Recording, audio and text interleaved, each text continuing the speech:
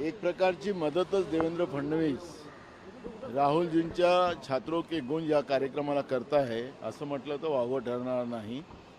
पुणे शहरामध्ये मोठ्या प्रमाणात, कारण की ते एज्युकेशन हब आहे महाराष्ट्राचं नव्हे तर देशाचं, जागतिक पातळीवरचं, त्या ठिकाणी मोठ्या प्रमाणात शिकायला मुलं मुली बाहेरून येतात आणि म्हणून राहुलजीचं जे विद्यार्थ्यांच्या प्रती जे मत आहे ते मत ऐकण्यासाठी, विचार ऐकण्यासाठी आणि ज्या पद्धतीनं राहुलजी या विद्यार्थ्यांसाठी लढतात आहेत त्या सगळ्या भूमिका ऐकायसाठी मोठ्या प्रमाणात लोक येतात आहेत। जी काही ग्राउंडची मर्यादा आहे त्याच्या 5 पटीनं मुलं मुली स्वयंपूर्तीनं त्या ठिकाणी येणार आहे। त्यामुळे काँग्रेसच्याच कॉलेजचे शाळेचे विद्यार्थी येतील असा समज टाकून एक प्रकारची विद्यार्थ्यांमध्ये प्रेरणा देण्याचं काम फडणवीसांनी केलेलं आहे।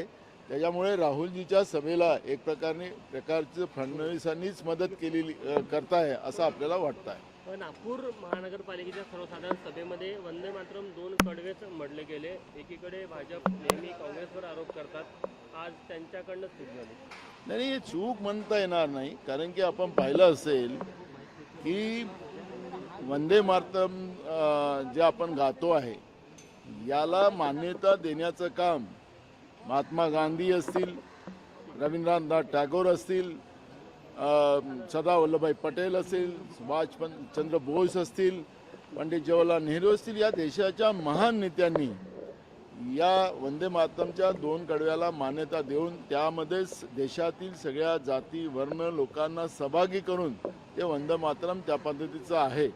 त्यामुळे आता भाजप ज्या पद्धतीनं वंदे मातरमच्या आधारावर राजकारण करायला पाहत आहे, ज्याचा स्वातंत्र्य लढ्यात सहभाग नाही, ज्याचा तिरंग्याचा सन्मान 53 वर्ष या लोकांनी केला नाही, त्याला अपशकुनी म्हणणारी ही लोक आज देशप्रेम सांगून आपल्याच पद्धतीनं वंदे मातरम, हे वंदे मातरमही म्हणत नव्हते, वंदे मातरमचाही विरोध करणारी ही भाजप होती। त्यामुळे मला असं वाटतं की वंदे मातरमचं राजकारण न करता आज शेतकऱ्यांचे प्रश्न महत्त्वाचे आहेत, बेरोजगारांचे प्रश्न महत्त्वाचे आहेत, विद्यार्थ्यांचे प्रश्न महत्त्वाचे आहेत, महागाई महत्त्वाचं आहे, देशाच्या सीमा अजून सुरक्षित नाही, या सगळे प्रश्न आज आपल्यासाठी महत्त्वाचे आणि काँग्रेस या मुद्द्याला घेऊन भाजपच्या या नकली राष्ट्रप्रेमाचं आम्हाला कुठलंही घेणं देणं नाही।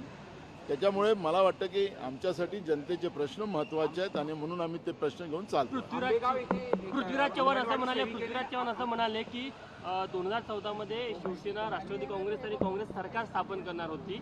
यावर आता सुप्रिया सुळेंनी असं उत्तर दिलं की नेहमीच राष्ट्रवादी काँग्रेसला चुकीच्या बॉक्समध्ये ठेवलं जातं, केंद्रातली काँग्रेस आणि राज्यातल्या काँग्रेसमध्ये समन्वय नसल्यामुळे हा संपूर्ण घोळ होतो। मला वाटतं की मी असेल की सुप्रिया ताई असेल, आता पृथ्वीराज चव्हाण साहेब एक सिनियर नेते आहेत, ते PMOमध्ये पण मंत्री म्हणून काम केलेलं आहे आणि राज्यातही ते मुख्यमंत्री राहिले, एक सिनियर नेते आहेत। त्यांच्या काळात त्यावेळेस काय काय घडामोडी झाल्यात हे त्या पातळीचेच नेते त्या ठिकाणी चर्चा करू शकतील।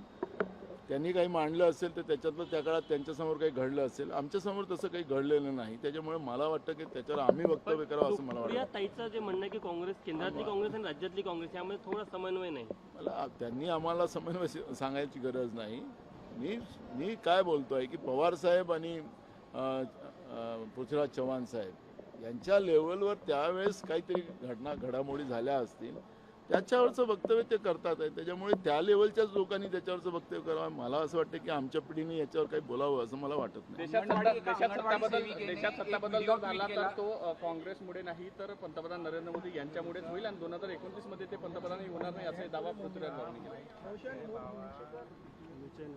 बरोबर आहे, पण या देशाला पर्याय काँग्रेसच आहे आणि ज्या पद्धतीनं नरेंद्र मोदींनी जे काही स्वप्न या देशाच्या लोकांना दाखवलं होतं, या 12 वर्षात एकही स्वप्न त्यांनी पूर्ण केलेलं नाही। सगळ्यात जास्त काळ प्रधानमंत्री राहण्याचं संधी त्यांना प्राप्त झाली, पण सगळ्यात जास्त जग फिरण्यामध्ये त्यांचा सगळ्यात मोठा वाटा राहिलेला आहे। पण जगामध्ये फिरून त्यांनी देशासाठी काय केलं तर आपल्या देशातल्या सीमा आता चायनाच्या ताब्यात देण्याचं काम सुरू केलेलं आहे। त्यामुळे भारतीय जनता पार्टी हे देशाच्या हिताची नाही, नरेंद्र मोदीचं सरकार हे देशाच्या हिताचं नाही, देशासाठी घातक आहे।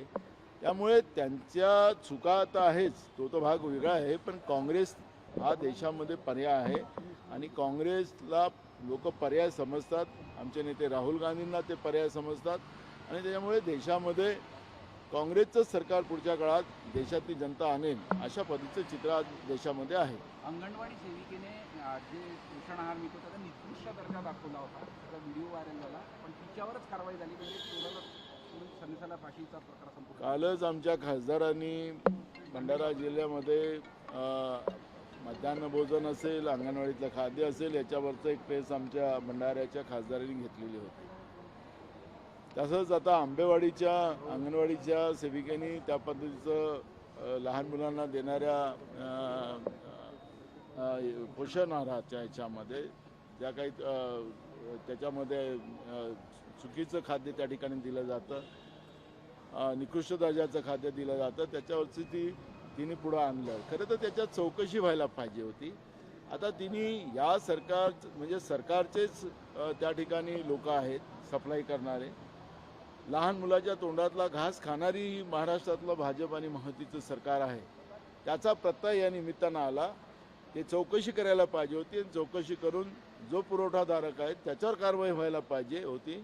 पण चोराला सोडलं आणि संन्यासाला फाशी हा भाजप आणि महायुतीचा खेळ या निमित्तानं पुढं आलेला आहे. निधी वाटपात दुजाभाव होत आहे असं नरेंद्र भोंडेकर यांनी काल उदय सामंत असताना म्हटलंय. कसं पाहता तुम्ही महायुतीमधलं? या तीन पक्षामध्ये मोठ्या प्रमाणात निधी वाटपामध्ये मोठ्या प्रमाणात भांडण चाललेलं आहे, सत्ता संघर्ष मोठ्या प्रमाणात चाललेला आहे.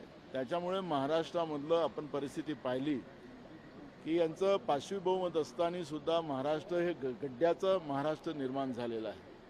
महाराष्ट्रामध्ये विकासाच्या दृष्टिकोनातून पाहिलं, ज्या गोष्टी तयार करतात त्या जास्त काळ टिकत नाही. भ्रष्टाचाराचं, कारण की आता कॉन्ट्रॅक्टरनी आरोप केला की 56% यांना कमिशन द्यावं लागतं अशा पद्धतीचा आरोप स्वतः कॉन्ट्रॅक्टर करतात आहे.